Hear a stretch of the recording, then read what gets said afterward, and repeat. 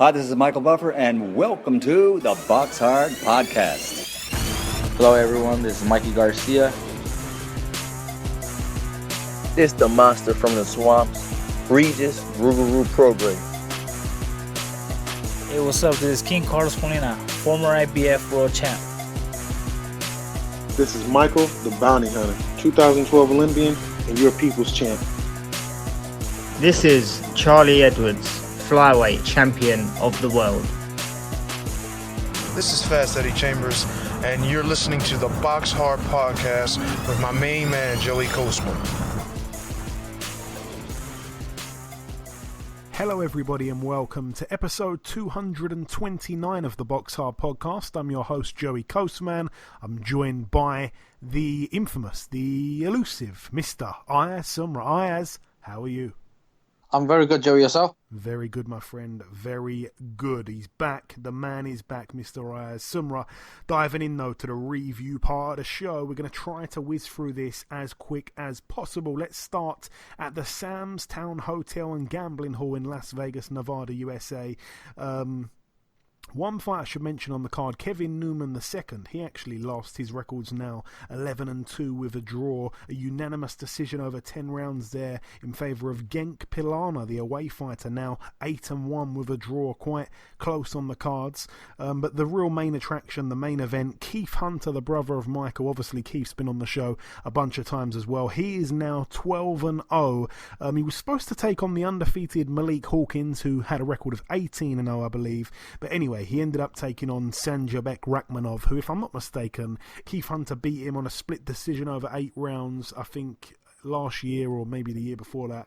And so it was a chance for Rakhmonov on short notice to try and avenge that defeat. But it wasn't to be. It was to be Keith Hunter's night once again, only much more... much clearer this time round. A unanimous decision over 10 rounds there. Rakhmonov was down in the 3rd round. I did actually watch this one, so I'm just going to go through it a little bit here. Firstly, the ring walk was quite crazy from Keith Hunter. He came out with this long coat on, this quirky hat. Obviously, the first round, Hunter was picking his man apart. He was loading up a little bit too much, perhaps, but he was landing some lovely jabs, some spiteful right hands. In round 2, again, Hunter round for me. Sometimes a little bit wild he'd get. He'd miss sometimes quite badly, but obviously a lot of clean work was in there as well. Both to the head and body. He was pretty much nullifying everything Rakhmonov had. But, I just thought to myself, seeing as it's 10 rounds, a quick start here from Keith Hunter could come back to bite him in the backside. Round 3, Rakhmonov, he touched down with his glove. It was scored a knockdown. I don't think he was too hurt. His leg just seemed to momentarily give way. It felt like the referee could have... It was a little bit harsh to give it a knockdown. It was a knockdown, so maybe it wasn't harsh. But, it was one of those ones where he was kind of... he was low down. He was crouching a little bit, and then his hands hit the canvas. So the referee gave it a knockdown. He got up straight away, and Keith Hunter started hitting him. It was so quick. It was almost as if some people wouldn't have even noticed it. It was that type of knockdown. When Rakhmonov got back up, Hunter, like I say, went in for the kill. He landed some savage uppercuts, but Rakhmonov showed his toughness. He soaked up the pressure, and he actually came back with some big hooks of his own. Hunter then seemed to kind of slow at the end of that 3rd round. Again, I was starting to think, I hope he's not, like I say, starting a little bit too fast and perhaps getting a little bit tired. Round 4, for someone with such a good amateur career, Rakhmonov's head movement was pretty awful, to be honest. Another clear Hunter round. He did back up quite a bit. It was like he was perhaps taking a round off in round 4. Round 5, another round for Keith Hunter. Again, just a step ahead of Rakhmonov. He shoe shined the round, really. Round 6, that was the only round I gave to Rakhmonov. He repeatedly would land massive looking left hooks, and I know for a fact that Keith Hunter's got a real good chin. It runs in the family. So it wasn't necessarily worrying me, but it wasn't a good sign at the same time. He continued to land the same shot again and again.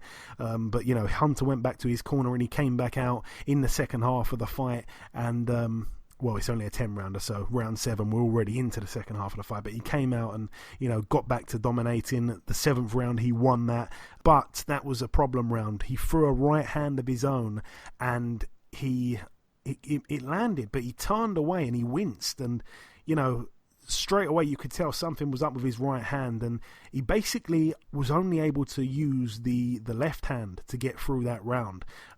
It came back in my memory that, of course, in Keith's last scheduled fight when he was supposed to box on the Clarissa Shields Ivana Habazin undercard, he was pulled off of that bill due to a hand injury in January. Could he have perhaps came back a little bit too soon?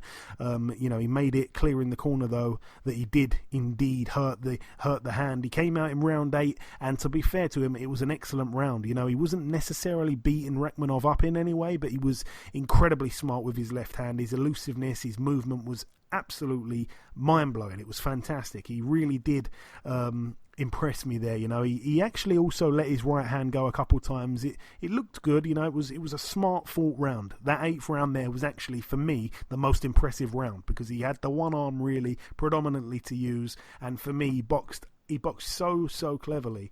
Round 9, another round for Hunter. He outsmarted Rakhmonov.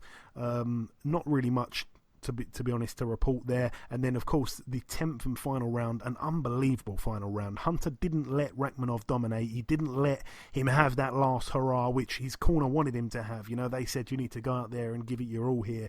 And Hunter himself poured it all out, and he had Rakhmonov hurt. So it was a big round there for Hunter in the 10th and final round. Like I say, thoroughly impressed.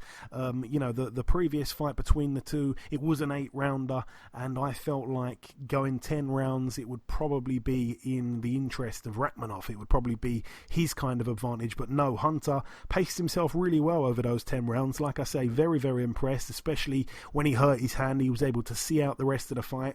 Unbelievable stuff. Fantastic there. And once again, he announces himself as a real threat at 140 there. Moving out now to the Paramount Theatre in Huntington, New York, USA. Over here we got to mention Carlos Takam moved to 38-5 with a draw. A unanimous decision for him against Fabio Maldonado, who's now 26-4 inside 30 fights. Of course, many people will remember Fabio Maldonado, quite a tough guy. I think he's got 26 wins, but 25 by KO. He's only been stopped the one time, and that was against Michael Hunter. So Carlos Takam, a very, very tough guy, couldn't put him away. Remember, Michael did it in 2 rounds, which is real impressive. Also on the bill, Cletus Seldin, now 25-1, a TKO win for him against Luis Flores, who's now 25-16, a little bit overmatched there. That one was for the NABA super lightweight title. Moving out now to Navarra at the Navarra Arena in Spain. Over here we had Kerman Leharaga move to 30 wins. He's of course got those 2 losses to David Avanesian. This one was a unanimous decision win over 10 rounds against Jose Macias. Completely shut him out, Leharaga, but it is interesting. He didn't get the knockout when he most of the time does. So either he's a real tough guy, Macias, or Kerman just didn't look that great. Moving out now to the PAL Center in Delaware, USA. Over here, friend of the show, Henry Hank Lundy, now 31-8 with a draw. It was his 40th career fight there. A unanimous decision over 8 rounds against Ezekiel Fernandez, who's now 28-4 with a draw. All the best there to Hank Lundy. And moving now to the big one that took place at the Ford Center at the Star in Frisco, Texas, USA. Let's start here with the undercard. Just going to whiz through the undercard real quick here. Diego Pacheco now 9-0. It's great how Matchroom USA predominantly, exclusively, are keeping him so busy. He just seems to be on every undercard. He's really getting that experience and getting it quick. Like I say, I remember when he was like 2-0. Now he's 9-0. It seems like 2 weeks ago he was 2-0. Anyway, Pacheco, like I say, 9-0. A unanimous decision for him over 6 rounds against Oscar Riojas. Riojas, a winning record to be fair, but complete shutout on the cards there for young Diego Pacheco. Also on the bill, Israel Madrimov, a guy that they're really bigging up. Real good amateur. He's now 5-0, a TKO for him in 6 rounds against Charlie Navarro, who's now 29-10.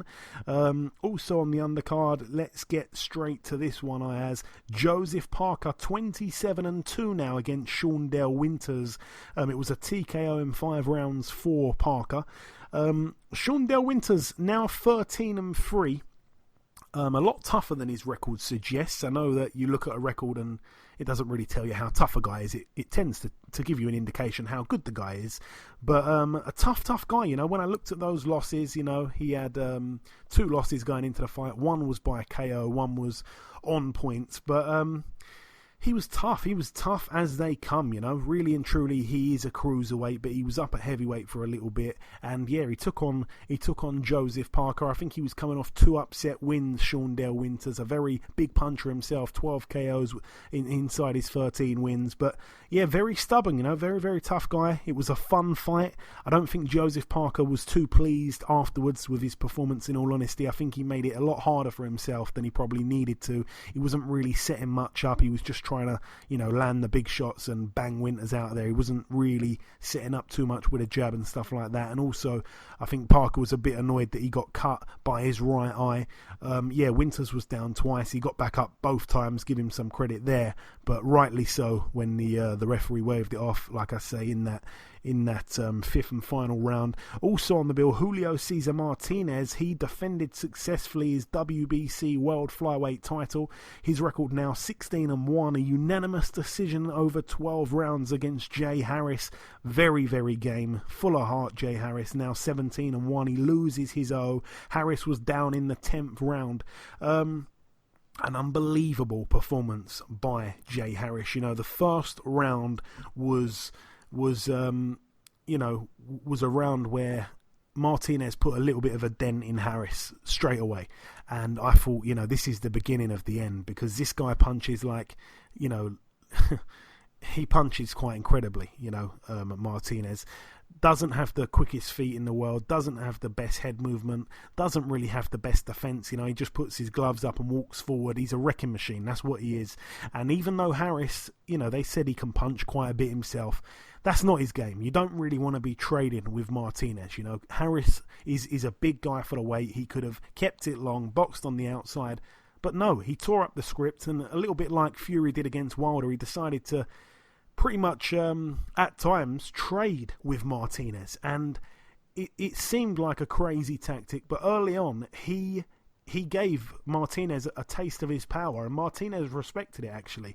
And at times in the fight, Harris would box and move and make Martinez miss, and he looked unbelievable. He really, really did. But I've got to say, going into the fight, I expected Martinez to make light work of him and get him out of there, and that's just me being completely honest. You know, he is a wrecking machine, this guy, but Jay Harris impressed me so much. He's done better against Martinez than Andrew Selby did. He's done better against Martinez than Charlie Edwards did, and, you know, Jay Harris on the domestic scene, he doesn't get the same kind of hype as Andrew Selby or Charlie Edwards, and this performance here, despite it being a loss, this to me, you know, he goes up huge in my expectations now, and my estimations for future fights. What an incredible fighter he is, and I was just completely shocked at how good he was. You know, he boxed tremendously. He's obviously got a fantastic chin, even though he was down in the 10th round. It was a body shot, by the way.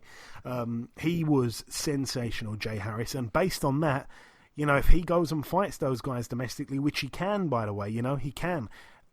Charlie Edwards, Andrew Selby, and him, they've all got losses. They've got nothing to protect anymore, you know. Charlie Edwards has been a world champion. Andrew Selby's boxed for a world title. Jay Harris has boxed for a world title. Obviously, Charlie Edwards is the only guy that's actually become a world champion, but Andrew Selby, he's in a difficult position right now. So is Jay Harris, I'm guessing, coming off that. Maybe both of those guys are not good enough to become world champions. Why don't they get it on? You know, why don't they get it on? Why don't we get those kind of fights? You know, throw Sonny Edwards in the mix as well. Obviously, Paddy Barnes was a guy that we would have loved to seen fight Charlie or Sonny Edwards. That never happened. We'd have loved to see him fight Andrew Selby. That never happened. But he did fight Jay Harris. So for me, that goes to show Jay Harris has the intentions. He will fight these guys domestically. He will. You know, he went on the road to box Martinez here. We have to remember, Charlie Edwards had Martinez come over. Fair enough, he was the challenger at the time. Andrew Selby Shelby, credit to him, went out to Mexico. But Jay Harris went out there and boxed absolutely fantastically. And I've got nothing but absolute praise and great words for Jay Harris. I'm so excited for what the future has in store for him. Tremendously impressed with Jay Harris. A huge fan of him I am now. Like I say, unbelievable performance despite losing. But I will say, I can't remember my card exactly now.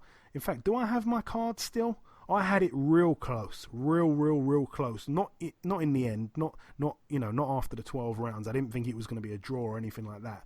But going into those late rounds, I had it real close, especially in rounds 8 and stuff like that. Rounds 9, around that stage. I'm just trying to look here. I had it. I mean, Harris started fantastically. This is actually my card. I gave Martinez the first round. I gave Harris round 2, 3, and 4. I gave Martinez round 5 and 6. So I had it 3-3 after 6 rounds there. The 7th round, I gave it a 10-10. So I had it all square going into round 8, which I gave to Harris. Then I gave round 9 to Martinez. So again, I had it all square going into the 10th round, and that is where Martinez started to dominate. Of course, he got that 10-8 round in round 10, and that's where he kind of ran away with it. So I actually had it, like I say, all square in at the end of round 9, I think that is there. So, yeah, tremendously impressive. Anyway, moving on, because I can talk about his gutsy performance all day, Jay Harris. Moving on, let's move up now to Cal Yafai Ayaz. He was our longest reigning our longest reigning world champion out of our current champions on Saturday night. But he's been dethroned of his WBA super flyweight title, and he loses his he's now 26-1. He's another guy who was in that kind of mix. We wanted to see him fight Charlie Edwards. He's had a long reign. He's been a world champion since I think it was December 2016, so over 3 years, and in that time he didn't really have the fights that we wanted. And then of course the big fight that he gets, was he prepared for it? I'm not quite sure. Those hard fights he had in the meantime that he probably wasn't overly motivated for. Are they ideal preparation when you're fighting a guy like Roman Gonzalez, who ended up being a little bit better than Yafai in pretty much every department? Yafai found himself on the canvas in round 8 and round 9, and all I can say is Cal Yafai showed tremendous heart in that fight. But, I think the way his career's gone since winning a world title, I'd have loved to see that Charlie Edwards fight. We didn't get to see that, and it's been quite a long and slow reign, really, he's had. And then he loses like that. I mean, against a cracking fighter, so you can't really take too much away from him. But, anyway, let's talk about the fight. What did you make of the fight, Ayaz? He was outclassed, really, by one of the best fighters we've seen in recent years. Going into this fight, I thought Roman Gonzalez. I thought Cal Yafai was going to win the fight, and then going towards fight night, right? My mind just changed, obviously, due to the fact that Roman Gonzalez, because I thought, yes, he's been a pound for pound. He's beaten he's fought all the many top guys. He's been knocked out as well. But then Cal Yafai just didn't look right. I think because he's been fighting at such a super fighter for such a long time, right? Obviously, my mind changed, and then on the fight night, when the fight was happening, he didn't really do much. Cal Yafai wasn't even on the gas as well. He couldn't really land much as well. And on the 9th round, Roman Gonzalez smacked him, hit him with the right hand, and literally knocked him out completely. Now, where does Cal Yafai go from here? I think I was watching one of Eddie Hearn's interview recently, okay, and he's advised that Cal Yafai is going to move up to bantamweight. Now, in my opinion, for him, I think bantamweight will be the best division for him. I think he'll win it. I think he'll win another world title at that fight. And he got the likes of Charlie Edwards, where you can have a British dust up with him. There's other fights as well, like Kevin McDonald. There's many other fighters as well there. Yeah, like I say, hopefully we do get to see those domestic fights. If he does move up to bantamweight, there are fights that can be made there. Charlie Edwards, I still want to see that fight again. I kind of at the minute put Charlie Edwards and Cal Yafai in very similar positions. Obviously, I don't think Edwards is with Eddie Hearn anymore. I think he's moved now with MTK. So yeah, Charlie Edwards and Cal Yafai, they're in similar positions. Andrew Selby and Jay Harris, similar positions. Let these guys fight each other, Let these guys fight each other. Why not? That's what should happen. Getting on to the prediction league, though, I went with Martinez to KO Jay Harris. So did you, Ayaz. Obviously, the listeners went with Harris to win by KO. None of that happened. Of course, Martinez ended up winning on points, rightly so in the end. So no one gained a point there. I went with Gonzalez to KO Cal Yafai. So did the listeners. But you, Ayaz, you went with Yafai to win on points, which of course didn't happen, so myself and the listeners both gain a point there.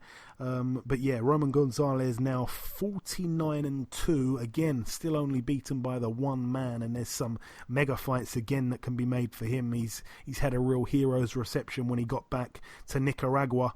Yeah, so he's the new WBA Super Flyweight champion. And topping the bill, Mikey Garcia. He picked up win number 40 here, 40-1. A fight for the vacant WBC Diamond welterweight title against Jesse Vargas. Both men friends of the show. Vargas now 29-3 with 2 draws. Vargas, of course, down in the 5th round. Mikey Garcia, I've always rated him very, very highly. Again, I'm going to say it again, I'm repeating myself again. I was quite shocked that he decided to stay at welterweight for this fight. I'm guessing that it gets him in some kind of position for a big fight next. I guess that's what he's doing. He's quite smart, Mikey Garcia, when it comes to his career moves, since he's returned to boxing. He's been very shrewd with his moves. He hasn't really, committed himself to any promoter on a long-term basis. And, he's kind of controlling his career. His career's in his own hands. And, he is such a great fighter, like I say. So I expected him to beat Jesse Vargas. I went with Garcia to win on points, which did happen. You went with Garcia to win by KO Ayaz, which of course didn't happen. So no points for you that week there, or this week, or last week, whatever. No points for you, but 2 for myself, 2 for the listeners, which I think now puts them in front of you. But just back onto the fight. I mean, he joins some great company there, Mikey Garcia, because Jesse Vargas is a very good fighter. He's a very tough guy, and obviously his only 2 losses come to Tim Bradley and Manny Pacquiao. Manny Pacquiao, obviously one of the best fighters of all time, pretty much. And, Tim Bradley, a very, very, very good fighter. So to join those guys, especially the fight being at 147, which heavily favoured Vargas, he acknowledged he benefited from that, from the fight being at 147. So yeah, for me, it was real impressive by Mikey. He didn't really start the fight fantastically, if I'm going to be completely honest. It was a bright start to the fight from Vargas. It took Mikey, 3 or 4 rounds to properly warm into it. And then from that point onwards, he just ran away with it, really. He was too good for Vargas. And, like I say, once again, he shows that he is a real class fighter. That one loss to Errol Spence, who's absolutely huge for 147. And Errol Spence was terrific that night. He didn't stop throwing shots, and credit to Mikey. I remember that fight, he took some absolute bombs. His corner were thinking about pulling him out. He's full of heart, and he's got a terrific chin. If Errol Spence can't put you away, and you're that small compared to Errol Spence, and you're taking shots like that on the chin all night, if he can't put you away, who can put you away? I don't think Mikey gets stopped at 147, even if he shouldn't be there. I don't think anyone at 135 or 140, where he probably should be, would stop him at all. None of them. I don't think he gets stopped by any of those guys, like Lomachenko, Teofimo Lopez. I don't think any of those guys could match Errol Spence's power. So for me, Mikey Garcia, as talented as he is, he's been a 4-weight world champion. Quite clearly, he wants to become a 5-weight world champion, and that's why he's hanging around at welterweight. He's calling out the likes of Manny Pacquiao. That's a fight that could happen, and I tell you what, that would be a good fight. But yeah, in all honesty, I'd like to see him go back down to 130 or 135 or 140. But since he lost his O, I think his kind of mind has changed now. I think he just wants to have big fights, and he doesn't really care about his O anymore. Where at one stage in his career, I think he did really care about his O. That time has been and gone. So as boxing fans, we should all applaud Mikey Garcia and get behind him going forward, because it seems like he wants those exciting fights. Any words on that fight at all, as it is the final fight of the review part of the show? I mean, well done for Mikey Garcia winning the fight. Obviously, Jesse Vargas was like and I would like a comeback for obviously 147 fight. I really do not want to see him at 147 anymore. I just don't think the weight suits him. I think that he's the rumour for him to fight Manny Pacquiao in July in Saudi Arabia, but I just don't want to see him. Don't want to see him at 147. I think the weight's too big for. I think a lot of people beat him obviously because of his size. Don't get me wrong, Michael Goss is a tremendous fighter, yeah, but I'd rather see him at 140 down. I'd like to see him fight someone like Josh Taylor. Yeah, that'd be a tough fight. I definitely think that's a tough fight for him. Yeah, he needs to stay away from the true big 147s like Errol Spence. I'd give him a chance though against Pacquiao. You know, Pacquiao's not big. You know, Mikey is probably a little bit bigger than Pacquiao if I had to guess in terms of their height. So yeah, I don't mind the Pacquiao fight, you know, because he's not completely like an ant, you know, standing next to, you know, the BFG. You know, he is probably bigger than Pacquiao. But yeah, I wouldn't want to see him in there against the likes of. I mean, a Sean Poulter would be a hard fight for him. I wouldn't want to see him in there with the likes of Spence again. I wouldn't want to see him in there with the likes of your Dennis Ugas. I wouldn't mind the Terence Crawford fight. But again, these are all just fantasy fights. I'm kind of going off topic a little bit here. Anyway, that's it, though, for the review part of the show. Just before we wrap up part one, the final thing to do is to welcome guest number one. Ladies and gentlemen, please welcome the top middleweight contender. It is, of course, Mr. Liam Williams. Liam, welcome back on the show, my man. Thanks, mate. Thanks for having me on. Appreciate it. Always great speaking with you. So, Liam, we last spoke quite a while ago. It was back in December 2018. It's been a while. It was just before the Mark Heffron fight. I remember at the time some people were actually picking Heffron to win that one, crazy enough. Obviously, you know, you stopped him, you become the British champion, you went on to stop Joe Mullender in 2 and then Karim Achor in 2. Let's discuss, though, your last fight, December 21st at the Copper Box, Alantez Fox. I was there for that fight. I remember before the fight you inboxed me just basically saying that you believed you'd do a demolition job, I think you said, on Alantez Fox. You did that, to be fair. Just tell me about that fight from your angle, a crushing victory. Yeah, obviously, on paper, it was a difficult fight, and again, a lot of people in that fight wrote me off and thought I was going to lose. So I just come up with a good game plan, and I always believed I could beat him, you know, as long as I stuck to it. And, you know, obviously coming on top, it was a good win. Put me in a great position now. Yeah, for sure. And obviously his one loss prior to the loss to you was to Andrade. The way you beat Fox, though, was much more decisive. Yeah, so, you know, you were ranked number 7 at the time. He was ranked number 1. Winning that fight has obviously pushed you up. You know, big fights, I'm sure, for you in the very near future. About 3 weeks after you beat Fox, I went out to the States. I spent a little bit of time with one of Andrade's close friends, and he, along with most of Andrade's camp, they believe they're very avoided. They believe that Billy Joe Saunders never wanted that fight. They believe Charlo and Jacobs don't want that fight. And I just stopped him right there, the guy, and I said, listen, our man Liam Williams has just beaten the number 1 ranked guy, and trust me, there's no way in the world he won't fight Andrade. I'm telling you right now, don't overlook this guy. I'm right in what I'm saying there, Liam, of course. I'm sure you agree.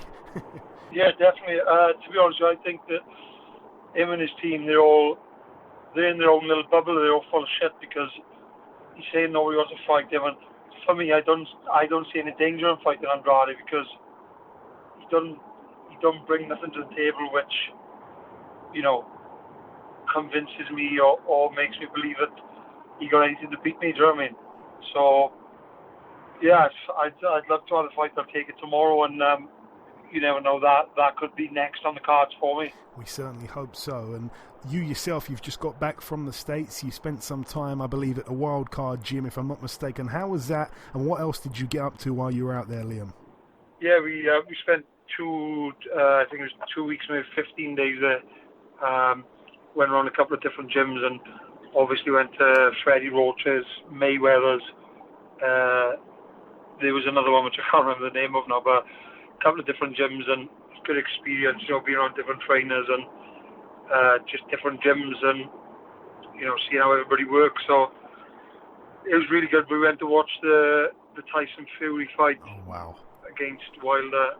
and then we travelled to Dallas to watch Mickey Garcia versus Jesse Vargas as well. So it's good experience to be around all these different shows and the different fighters, you know. And did you get to spar anyone while you were in these gyms at all, Liam, of note? No, we didn't bother doing any sparring because at the moment I'm not really in camp, and Got ya. I'm not saying I couldn't spar, but it's pointless. Like, I don't really believe in sparring out of camp and taking punishment, do you know what I mean? And taking knocks when you don't really need to be, you know? No, for sure. And just tell me, I've got to ask you, what was it like to have been there to witness what Tyson Fury did to Deontay? You know, I've said it a few times now. We're not surprised that Tyson won the fight. I think a lot of us are surprised how he won the fight. Unbelievable performance. Yeah, I always believed that he was going to win anyway, because obviously Tyson's an unbelievable talent, and he, you know, for such a big guy, he moves like a middleweight. He's unbelievable. But it did shock me a little bit the way he went about it, to be honest. So just, you know, he went for him from the first bell, didn't he? And, you know, really stuck it on him. So he impressed me. Actually, I was actually in the after party with him, and he was like, you swear he hasn't even had a fight, do you know what I mean? Amazing, man, amazing. You know, you yourself, Liam, you've thrown your name in the hat with a lot of these top fighters at middleweight. I see you tweeting Andrade before you got to the States, trying to somehow make both your paths cross. I saw you tweeting Charlo as well. I see you even having a bit of a tweet with Israel Madrimov. Did you manage to run into any of these guys at all? I know you had your fingers crossed too. Yeah, well, not really. Charlo was actually supposed to be sat 2 seats away from me in the fight with Errol Spence, but he didn't show up. Wow. He turned up with some rapper, stuff, you know, Yellow Beezy. Okay. He turned up with him, and I don't know, maybe he knew I was there waiting for him. And I want to ask Liam, obviously, you know, there's been a lot of confusion and everything like that as to what your next move will be. When will we likely hear what your next move will be, and when who it will be against, I should say? When should we hear some news from you? As far as I know, I think I'll know within the next maybe 2 weeks. Something should probably be announced by then. So, and my hopes are I'm either going to fight Munguia, the Mexican, or Andrade for the title. And both of those fights are fantastic fights. I'd love to see you in both of those either. And just I want to ask you also, being there to see Mikey as well, personally one of my favourite fighters in world boxing. What was it like to see him from ringside beating Jesse Vargas? Do you know, I don't want to obviously run him down because he's done so well. He's 4-weight world champion and whatever. You know, he's obviously good to achieve what he has, but like, from watching him live, I was expecting a lot more from him. I don't think he really belongs at welterweight. The fight didn't really catch fire, did it? He obviously knocked him down and landed some good shots or whatever, but he's way too small to be at welterweight. He's like, I just don't think he lives the life very well as he comes in. He's a bit podgy, you know. But nevertheless, he's obviously very, very good at what he does, so you can't fault him, but I definitely think he should be probably a lightweight. Yeah, I think most of us respectfully agree, to be honest, Liam. And just finally, my friend, any closing words to our listeners? Like I say, it's been quite a while since we last spoke. Any closing words before we let you go, my man? No, not really. Just obviously thanks for everyone who's supporting, and stay on board because big things are coming. I'm really sure that they will be coming real soon, Liam. Listen, it is always great catching up with you, my man. Thank you for your time. Best of luck with what's next, and we'll all be looking out for that announcement. Hope to speak again real soon. Yeah, definitely, mate. Thank you very much for having me on. Okay, now it's time for part 2 on this week's show. This part, of course, the news part of the show. Ayaz, take it away. Charlie Edwards will be returning to the ring on the April 18th at York Hall on the MTK show, and he'll be facing Lara. Yeah, Kevin Lara, record 27-3 with a draw. Really, you know, his claim to fame is he boxed for a world title against Kazuto Ioka. That one was back in 2016. He got KO'd in the 11th round. But other than that, I mean, you look through his wins, again, you know, no real standout names or anything like that. So, yeah, his claim to fame is he did box for a world title at one point against Ioka. But, you know, no real great wins, like I say. Not a big punch or anything like that. 5'4" in height, so Charlie Edwards should have the beating of him, really, in his MTK debut at York Hall. The big news that's been announced is that Anthony Joshua will face Kubrat Pulev for the WBA, IBF, WBO Heavyweight Championship at Tottenham Stadium on June the 20th in London. Yeah, you know, it's a fight that we knew was going to happen. I think the little delay in the announcement was pretty much, I think anyway, probably Eddie Hearn was you know, waiting to see how tight the contract was with Tyson Fury and Deontay Wilder. I think he was trying to hang around to basically see, are they definitely having the third fight? And, you know, as soon as Wilder said, yeah, I do want the third fight, then, you know, that was it, really. The announcement got announced for Joshua and Pulev. So it's a fight we knew was going to be happening. It is a mandatory. It's something that Anthony Joshua couldn't really avoid. So, yeah, I mean, I'm not like, what's the word, disrespecting the fight. I think it's a decent fight. I think that, and I'm this is a very unpopular opinion, but I think it's a decent fight. You know, I don't think Pulev gets banged out quick or anything like that. I think it's a good fight. I think Pulev, you know, has got a brilliant jab, one of the best jabs. I'm even going to throw it out there, one of the best jabs in heavyweight boxing. I think he's got half a chance in this for sure. You know, I give him more of a chance than I gave Andy Ruiz going into the first fight for sure. Tough fight. But, you know, you've got to favour AJ, of course, you have to. He's too quick, he's too powerful.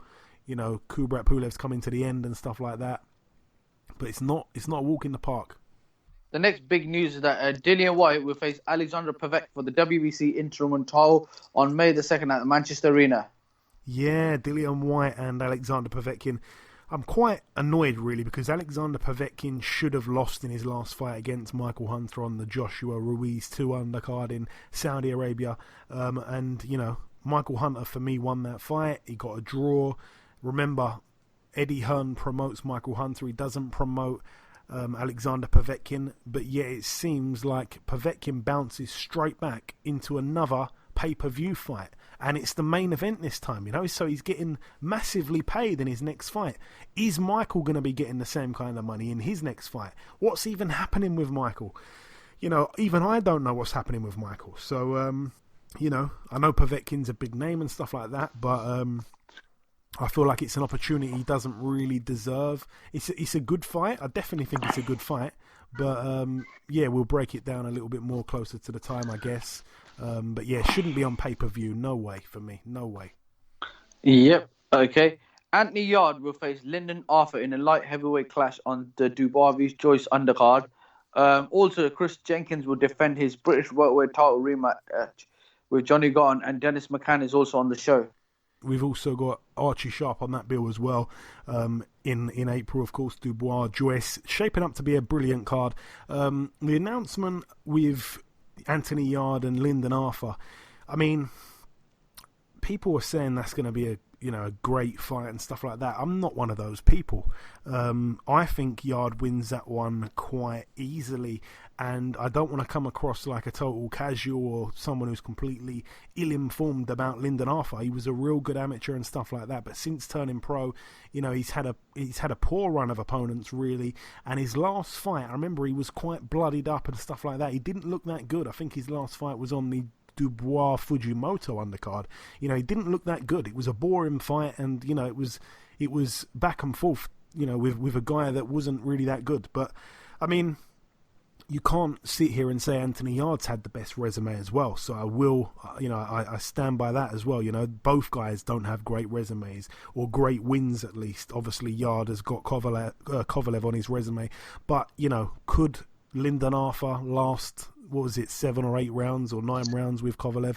I don't think so. So based on that, Yard's a big puncher. His power is real. He's got a fantastic chin he showed against Kovalev. I think he's just got a little bit too much for Lyndon Arthur, who of course was the much better amateur.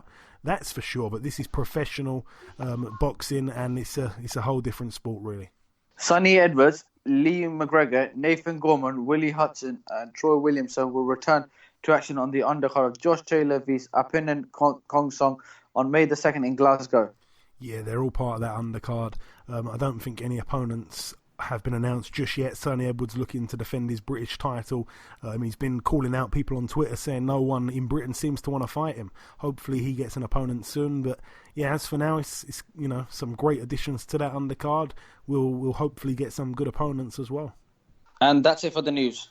Okay, thank you very much, Ayaz. Moving on now to the preview part of the show. Let's start here tomorrow night at the Caesars Palace in Dubai.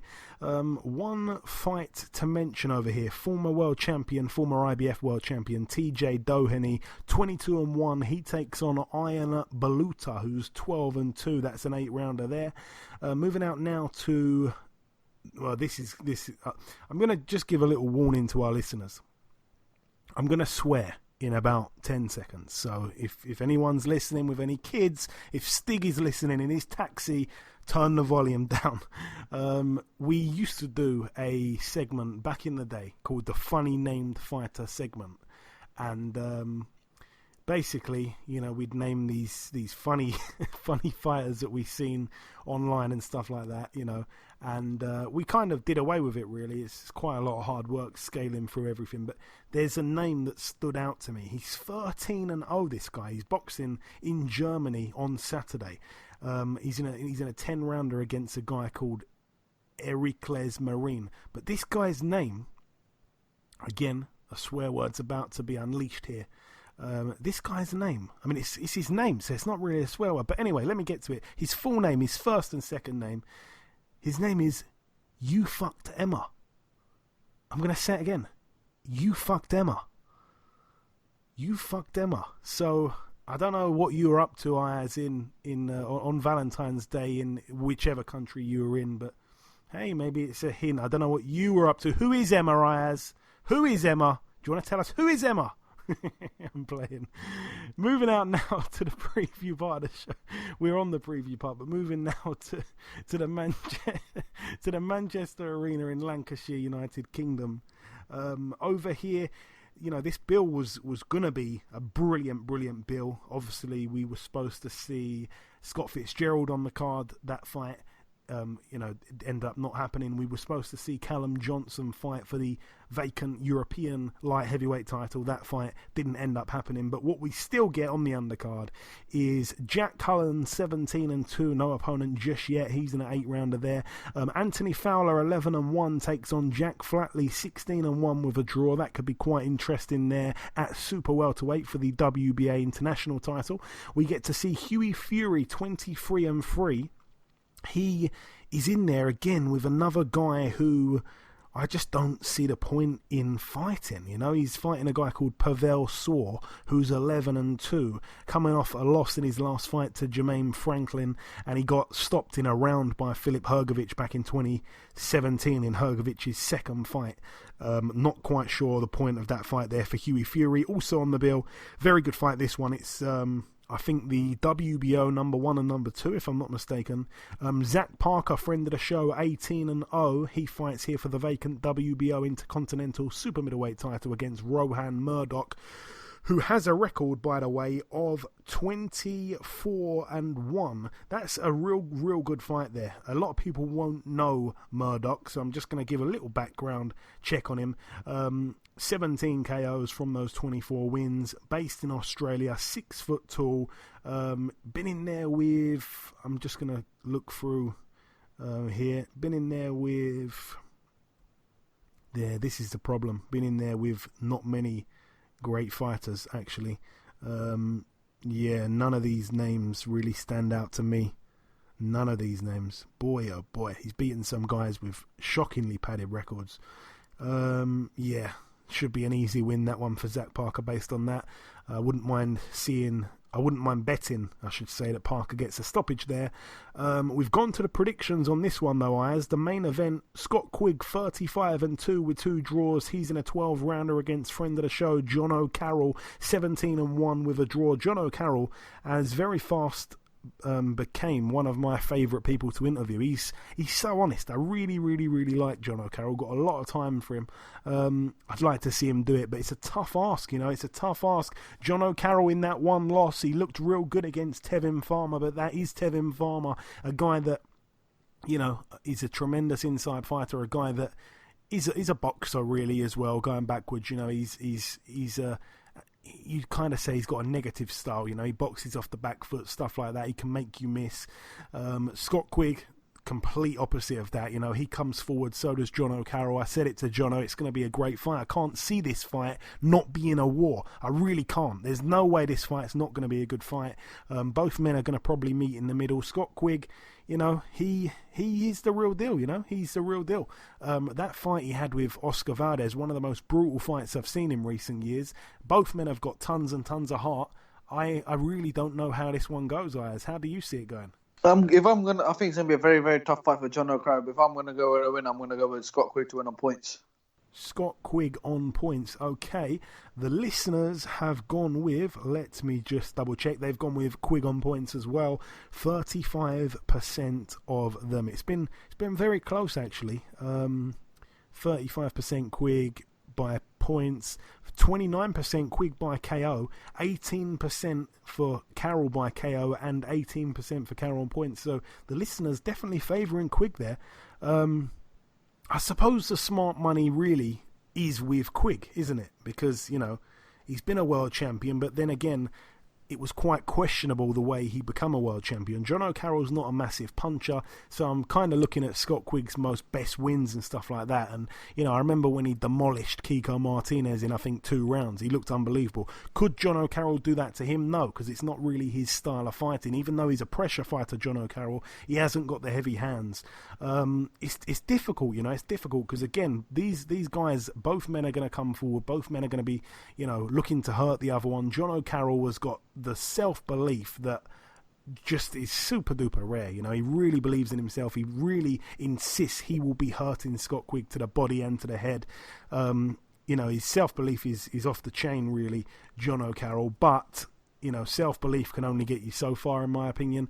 Scott Quigg, it's a tough fight. It's hard to bet against Scott Quigg, but I do think it's John O'Carroll's time. Scott Quigg, his career over the last couple of years since he went out to the States and spent a bit of time out there, it's been a little bit hit and miss, really. He's been inactive, it feels, and it could just be John O'Carroll's time. Do you know what I'm going to say? I'm going to say, it's hard, because obviously Quigg's only 2 losses came to Frampton, and it was a good version of Frampton. And remember, Frampton broke Scott Quigg's jaw real early on in the fight, and Scott Quigg came back in the second half of the fight and boxed really well. It was quite close, actually, in the end on my card.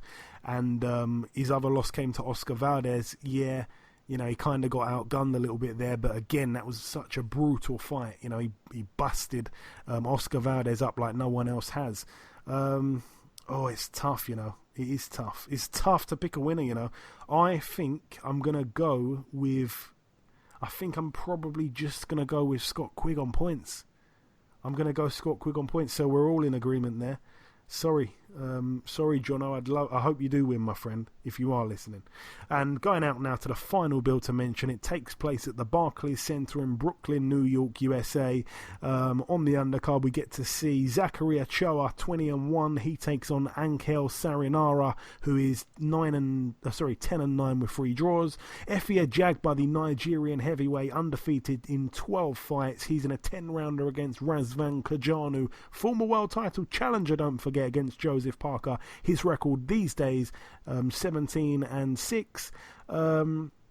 Frank Sanchez, 14-0, fights for the vacant WBC Continental Americas heavyweight title against Joey Dawejko, 20-7 with 4 draws. And the main event, Adam Kalnacki, 20-0 against Robert Helenius, 29-3.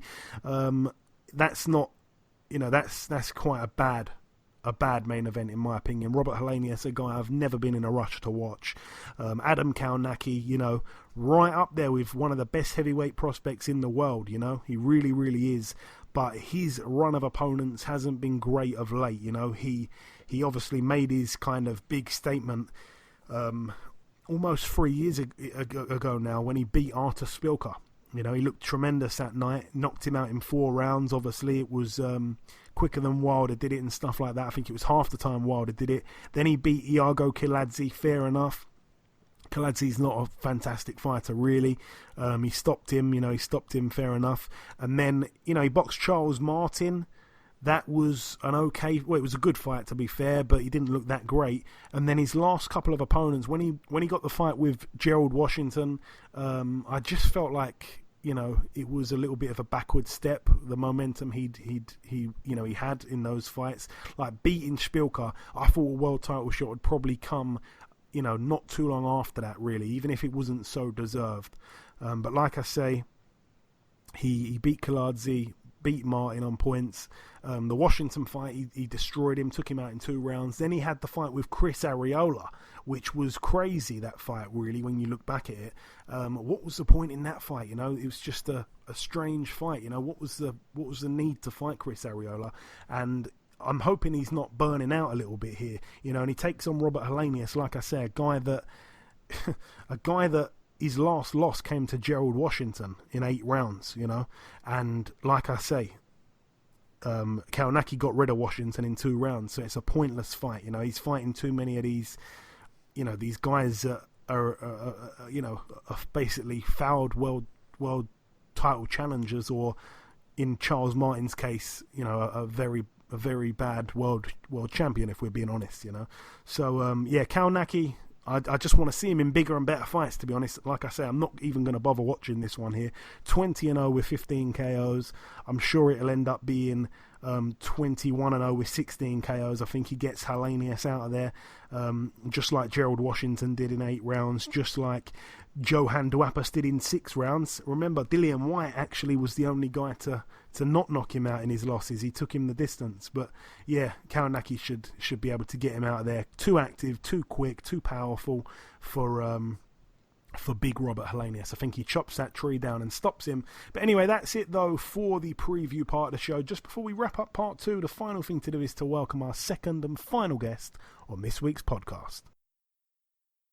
Ladies and gentlemen, please welcome the former WBC Flyweight World Title challenger. It is, of course, Mr. Jay Harris. Jay, welcome to the show, my friend. Glad to be on. It was brilliant to have you on, Jay. So there's really nowhere else to start other than on Saturday night in Texas. Just talk me through that fight, if you can, in your words. Obviously, a very valiant effort you showed. Yeah, no worries. It was a very tough fight, as you could see. I give everything, pretty much. I had a poor first round, I thought, but I've watched it back since, and I thought I'd done very, very well after that first round. I give as good as I got. I boxed well, and just gutted I didn't come away with a win. That's all, really. I mean, obviously Martinez, he's a small and stocky character. You had the height over him. I'm definitely not saying you can't punch, but most people, including myself, would have thought your best chance would have been to box off the back foot and, just don't get involved in a trade-up. But in some ways, you did tear up the script and you brought the fight to Martinez at times in the fight. And, there were times when you did trade with him and you got the better of him a lot of the time in exchanges.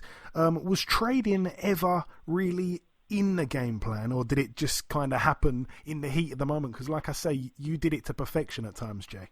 Yeah, it just kind of happens sometimes. As you said, like, I'm a big flyweight myself, and most of the fights I've had, I've been pretty much on the front foot. I've never taken a foot backwards, but at times it just felt like I had to have a fight.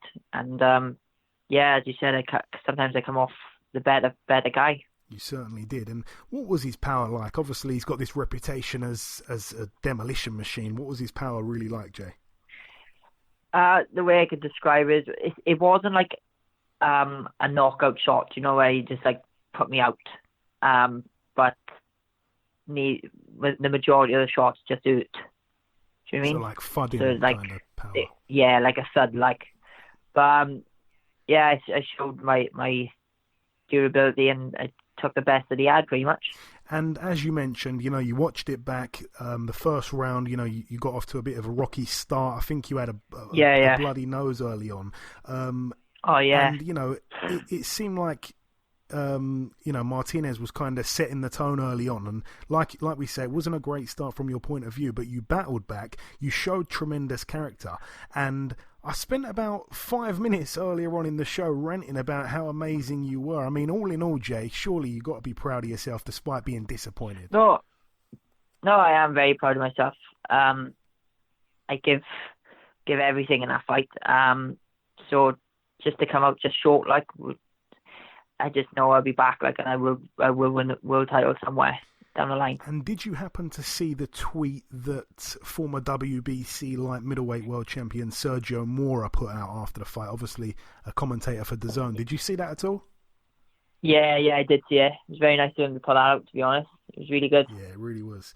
And obviously at flyweight and, a lot of the lower weights in general, we don't really have the massive names in Britain. The names that we do have, they're very few. Prior to Saturday night, the big names really at kind of flyweight and super flyweight obviously are the likes of Charlie and Sonny Edwards, Cal Yafai, Andrew Selby, Prince Patel, funny enough. And then, of course, we had Paddy Barnes, who obviously you beat, and he retired after that.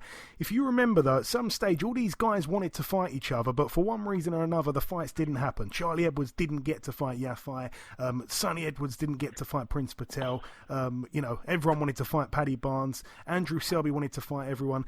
These fights didn't happen, but the only fight out of all those names that happened is yourself and Paddy Barnes. And obviously the job you did on Barnes was amazing. You've just boxed Martinez on the road out there in Texas, a guy who knocked out Andrew Selby, a guy who looked like he was on the way to stopping Charlie Edwards. You've gone the distance. You've had major success in the fight. Do you feel like you deserve a lot more credit? Because out of those guys that I've mentioned there, they're all probably a little bit more well-known, bizarrely enough, than yourself. Yeah, definitely I deserve more credit than that. But after the fight, to be fair, I've had loads of good feedback. My social media and stuff went through the roof after the fight. Bombarded with a load of messages saying how good it was. So I think people are just like starting to take notice now, so which is a good thing really after that fight. So my profile has gone up massively, I think. Good stuff, my friend. You deserve it. And like I say, you were willing to fight Barnes. You went to Texas, box Martinez. That kind of proves to me that you want these big fights. Is it frustrating that some of the guys domestically that I've mentioned there aren't fighting each other? And do you want to be in the mix fighting those types of guys? Yeah, I'll fight anyone. I would. It doesn't really matter. But obviously the money's got to be decent because as it goes, it's a business at the end of the day, innit? Yeah. But as I said, I'd go anywhere to fight anyone or fight anyone. It doesn't really bother me at all. It's I don't understand why people don't like to fight. Perhaps they're scared maybe of losing the zero or something like that. But as I said, even though I've taken a loss now, my profile has gone through the roof. From that, if you give a good account of yourself, you can take that loss and be back with a bang. Like, do you know what I mean? Yeah, definitely. And obviously, it's real early days. I know that you've only just pretty much flew back in. What is next, if you know at this stage, Jay? And if you don't know, when do you think we'll hear about what's perhaps next for you? I'm not 100% sure yet. Obviously, I got to heal up and stuff. I think I might have to perforate my eardrums during that fight. So I'm going to have to heal up through that. But maybe a fight in the summer. And then hopefully try and get another big title shot then just before Christmas, maybe.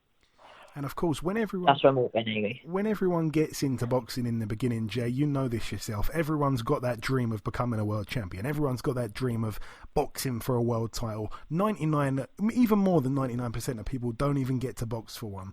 But we hear a lot of people saying, "Yeah, I'm definitely going to be a future world champion." And some people, you just look at them and you say, "I don't think that's going to happen." You got your chance. Did you prove anything to yourself on Saturday night? Did you surprise yourself in any way? Yeah, pretty much. It was to see pretty much if I was world level. Do you know what I mean? And I think I proved to a lot of people that I am, and I can mix in and maybe even win a world title at flyweight. So yeah, I proved to myself that I can mix it with the best in the world.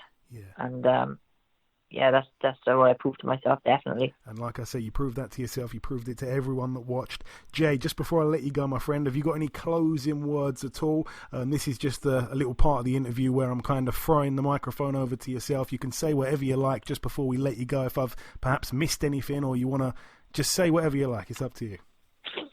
No, I just want to say thank you to everybody who come out to support me, and everyone who supported me back home with my family and everything like that. They've been unbelievable.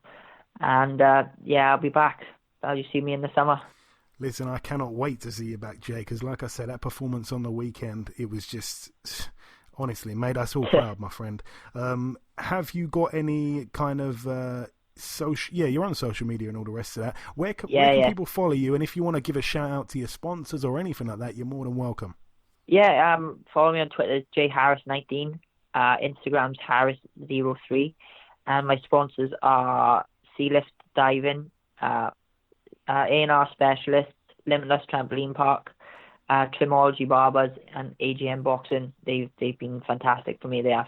Excellent stuff. Listen, Jay, it truly has been a real pleasure speaking with you today. Rest up, be proud of your efforts on Saturday night, because believe me when I say the rest of the UK are tremendously proud of you, my friend, and I hope that we can catch up again real soon. Yeah, definitely, no problem. Okay, and this wraps up episode 229 of the BoxHard Podcast. I've been your host, Joey Coastman. Ayaz Sumra has been Ayaz Sumra. A massive thank you to our two guests on this week's show, the top middleweight contender Liam Williams and the former WBC Flyweight World Title challenger, Mr. Jay Harris. A massive thank you to all of our listeners for listening to this week's show. I do apologise for the show being put out on a Friday rather than a Thursday like usual. Hopefully that never happens again. A few delays moved us onto Friday, unfortunately, but it is what it is. I apologise for that. Myself and you, the listeners, both gained 2 points from last weekend's predictions. Ayaz gained 0, so the Prediction League standings, I should say, are as follows. I myself am in the lead on 26 points. You, the listeners, are in second place with 19 points, and Ayaz is at the back with 17 points. The Prediction League is back again this weekend, but we've all gone with Scott Quigg to beat John O'Carroll on points, so no one will be leapfrogging anyone this time next week. There has been one piece of news break whilst we've been recording the show. Katie Taylor will drop back down to lightweight and put all four of her world titles on the line against Amanda Serrano on May 2nd in Manchester on the White vs Povetkin undercard for all the belts. Like I say, they're the undisputed fight. But that's about everything from myself. Once again, thank you all for listening to this week's show. Tell a friend to tell a friend to tell a friend. Enjoy your weekends, people. Stay safe, and we shall see you all again next week.